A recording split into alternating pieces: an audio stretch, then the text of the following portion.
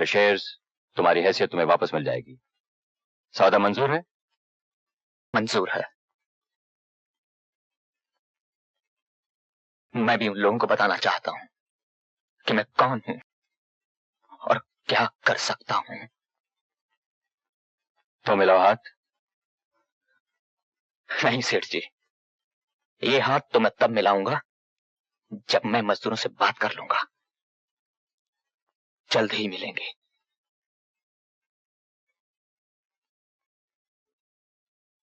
वाह सेठ जी वाह, ऐसा दांव मारा है कि दुश्मन चारों खाने चित। अरे फांसा अशोक को और फांसी में लटक गया साला दीनानाथ। अशोक यहाँ क्या कर रहा था? सेठ जी के ऑफिस में कोई भी किसी वक्त भी आ सकता है, कुछ भी कर सकता है। यानी उस हरामजादे को सेठ जी ने बुलाया? हाँ बुलाया था।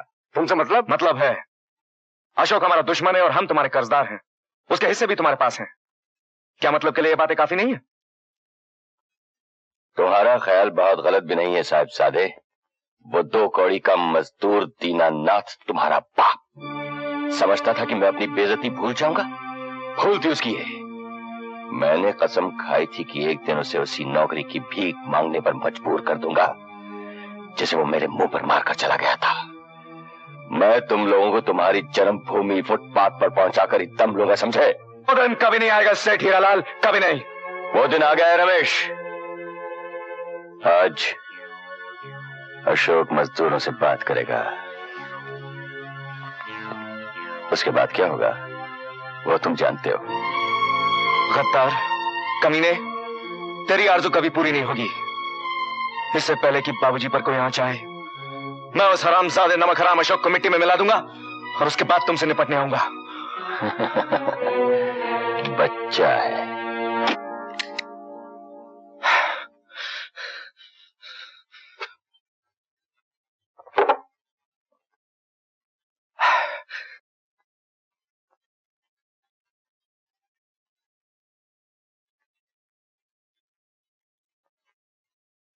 ये सब क्या है? किसने किया ये सब? मैंने। मगर क्यों?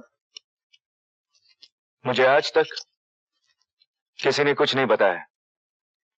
न बाबूजी ने, न मां ने और न तुमने, कि अशोक को इस घर से क्यों निकाला गया है। ये राज अपने आप मुझ पे खुल गया है। मेरी तो कुछ समझ में नहीं आ रहा है। क्या कह रहे हो तुम? ये तस्वीर पहचानती है आप इसे?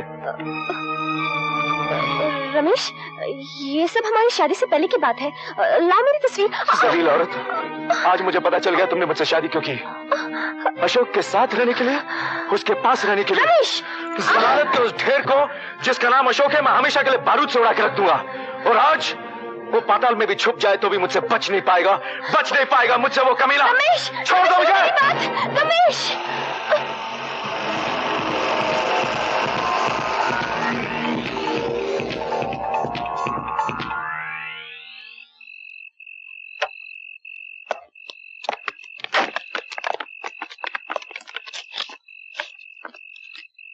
तुम लोग तैयार हो? जी साहब। जैसे अशोक बोलने के लिए खड़ा हो जाए तुम लोग उसकी मीटिंग तोड़ देना और याद रखना कोई उसे हाथ नहीं लगाएगा। उसकी तकदीर का फैसला मेरे हाथों में है। Okay boss. अशोक माथुर जिंदाबाद! अशोक माथुर जिंदाबाद! अशोक माथुर जिंदाबाद! अशोक माथुर जिंदाबाद! मुझे आपके जिंदाबाद के नारे नहीं चाहिए। मुझे आपकी मदद चाहिए, आपकी हमारी एकता चाहिए, आपका हाथ चाहिए, आपका साथ चाहिए।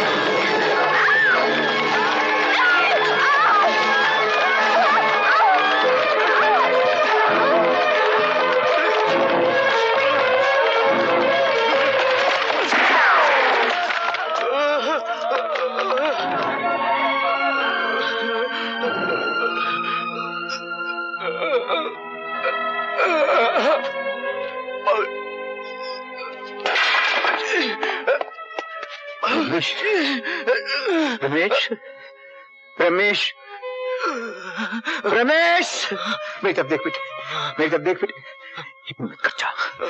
पुलिस, पुलिस, कोई है? हाँ, हाँ बेटे, हाँ, रमेश,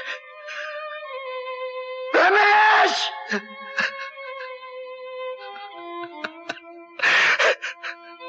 रमेश,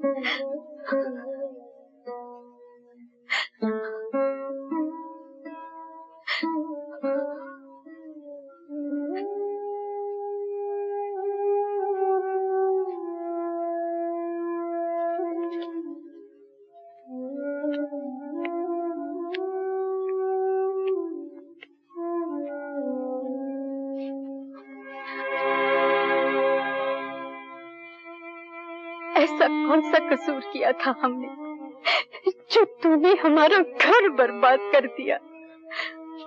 माँ, मत कह माँ, मुझे मत कह माँ। मैं कहती हूँ चला जा यहाँ से, चला जा।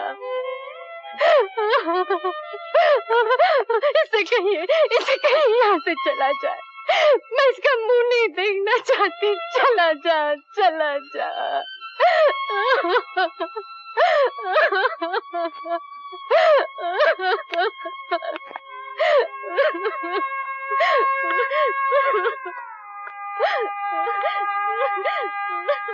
मीना, अब यहाँ क्या करने आए हो? हमारा घर तो बर्बाद कर दिया, मेरे जीवन में आग लगा दी तुमने। भैया का हंसता हुआ चेहरा मिट्टी में मिला दिया। अब क्या बचा है जो लूटने आए हो? मीना, मैं तुम्हें कैसे समझाऊं कि मैं बेकसूर हूँ? कसूर तो हमारा है जो हमने तुम्हें अपना समझ लिया, तुम्हारा असली रूप नहीं पहचाना। मीना, नफरत का इतना काला धुआं फैल चुका है तुम्हारी आंखों के सामने कि सच्चाई का चेहरा नहीं देख सकती। ये धुआं भी उसी आग ने फैलाया है जो तुमने लगाई है। मीना, उस आग में हमारा सब कुछ जल गया। तुम एक पत्थर दिल खुद गर्ज इंसान हो। तुम व्यापारी हो, अपनी कीमत खुद लगाते हो। ये कीमत तुम्हें जो भी दे दे, तुम उसके हाथों बिक जाओगे। मैं तुम्हें कभी माफ नहीं करूंगी। मैं तुम्हारी सूरत नहीं देखना चाहती। निकल जाओ यहाँ से, भगवान के लिए यहाँ से निकल जाओ।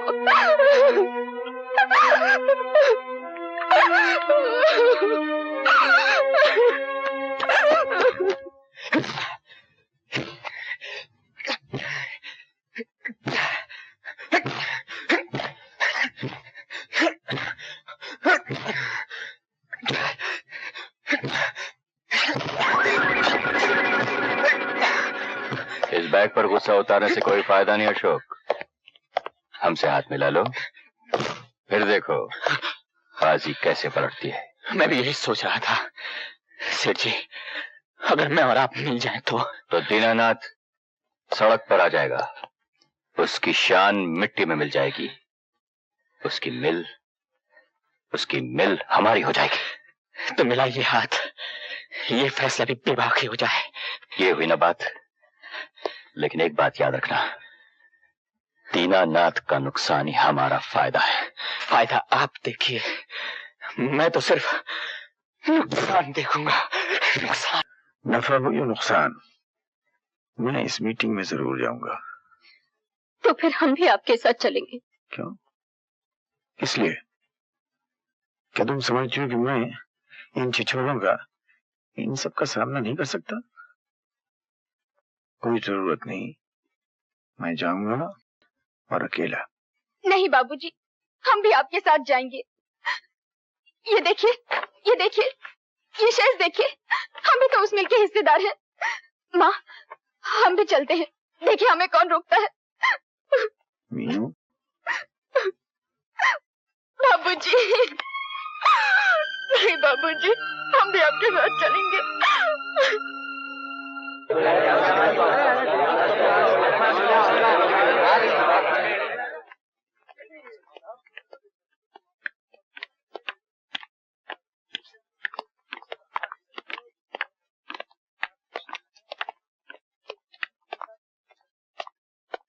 अशोक बाबू जिंदाबाद, अशोक बाबू जिंदाबाद, अशोक बाबू जिंदाबाद, अशोक बाबू जिंदाबाद, अशोक माथुर जिंदाबाद, अशोक माथुर जिंदाबाद, अशोक माथुर जिंदाबाद, अशोक माथुर जिंदाबाद, अशोक माथुर जिंदाबाद, अशोक माथुर जिंदाबाद।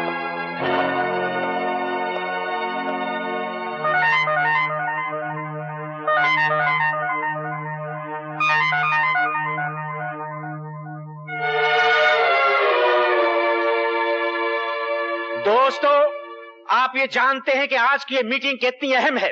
इससे पहले कि ये मीटिंग बाकायदा शुरू हो, इससे पहले कि इस मीटिंग की शुरुआत हो, हम सब ये जानना चाहेंगे कि हमारा इस मिल का और शेर दीनानाथ का आपस में रिश्ता क्या है। ये मिल एक मजदूर का सपना था, उस सपने का क्या हुआ? हम सब एक परिवार थे, उस परिवार का क्या हुआ? हमारे सब सवालों का जवाब चाहिए। हमें अपने सब सवालों का जवाब चाहिए शेर दीनानाथ।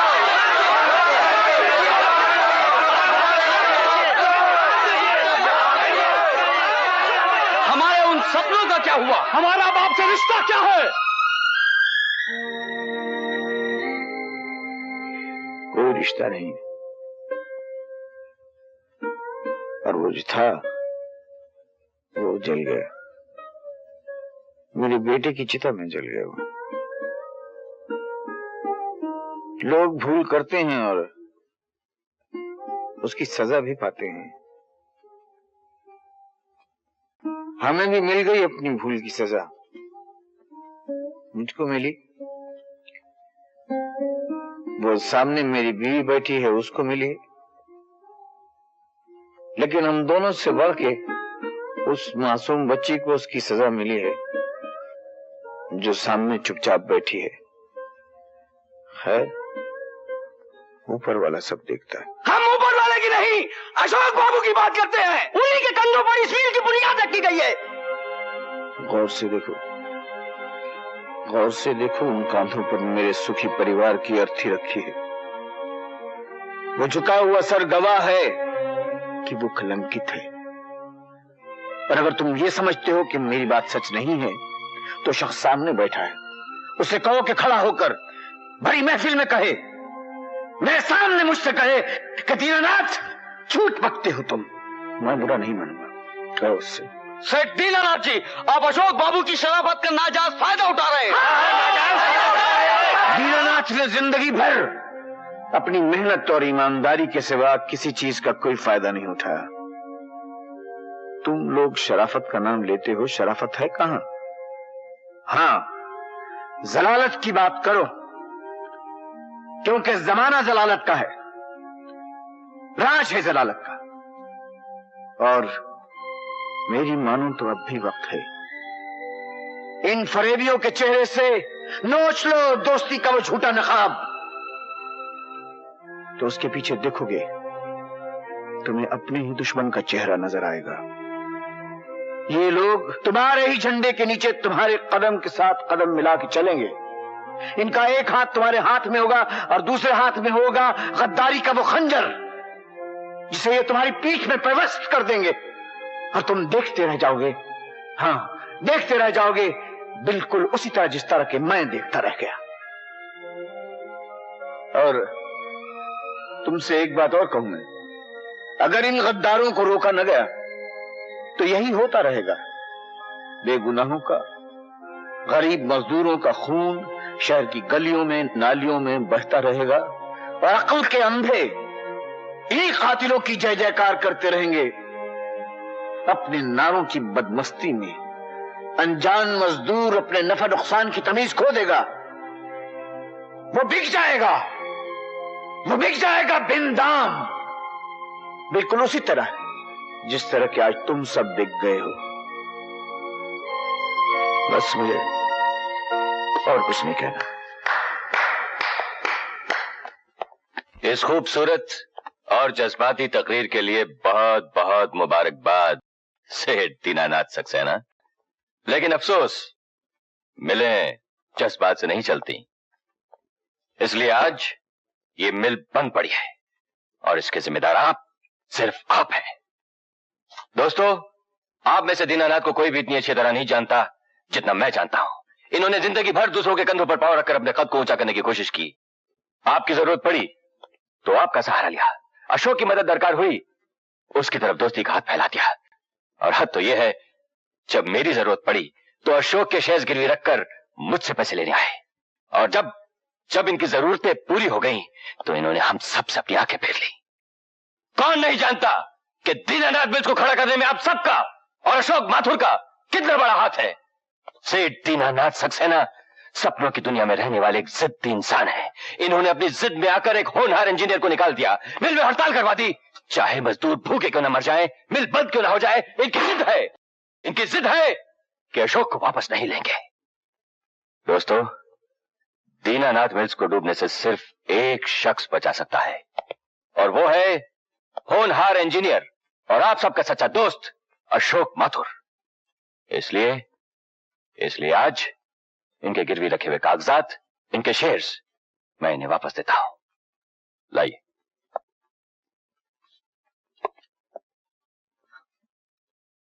हाँ, ले लो ना, यही तो तुम्हारी तमन्ना थी। लेते क्यों नहीं? तुम्हें तुम्हारी कीमत मिल रही है, बढ़ाओ हाथ, ले लो, ले लो।